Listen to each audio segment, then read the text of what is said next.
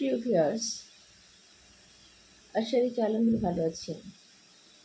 আপনাদের সাথে কিছু কথা শেয়ার করার জন্য এই ভিডিও আমার।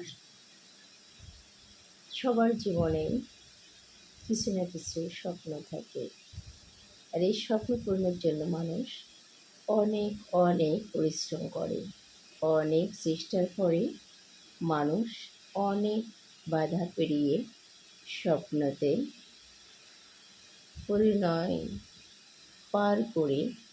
পরিণতি পার করে মানুষ স্বপ্নের দ্বার প্রান্তে বাস্তবতা হাতে পেয়ে যায়।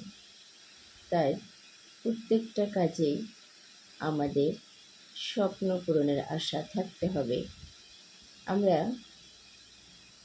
অযথা সময় নষ্ট না করে যে কোনো কাজকেই স্বপ্ন পূরণের আশায় অ্যাক্টিভ থাকব এবং কোনো কাজকে তুচ্ছ মনে করব না। ভিউয়ার্স, ছাত্র জীবন যেমন ছোট ছোট হাঁটি পা করে আমরা ছাত্র জীবনে পা দিই, আর প্রত্যেকটা সিঁড়ি বেয়ে আমরা ক্লাস বাই ক্লাস উঠে যাই। তাই আমরা ভালো রেজাল্ট করার জন্য, ভালো কিছু করার জন্য অনেক অনেক কষ্ট করে যাচ্ছি, অনেক কষ্ট করেছি।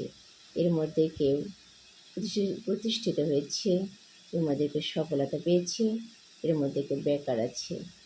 আর সবার কপালেই আসলেই সবটাই মেলে না, এটা আমরা মনে করি। তো মহান আল্লাহ পাক আমাদের বসে বসে থেকে কোনো কিছু দিতে কি চেয়েছেন? যেমন আমরা আল্লাহর ইবাদত যখন করি তখন আল্লাহর কাছে 2 হাত তুলে প্রার্থনা করি।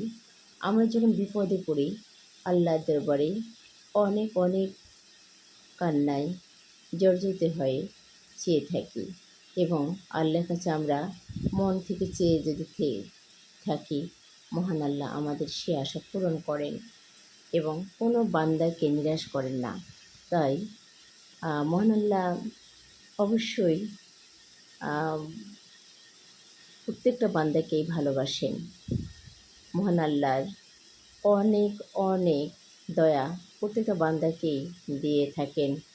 রহমত, রিজিক, বরকত সব কিছু মহান আল্লাহর হাতে। তবে আমরা পরিশ্রম করব, ইচ্ছা শক্তি কাজে লাগাবো, তাহলে আমরা সব কিছু পেয়ে যাব। আমার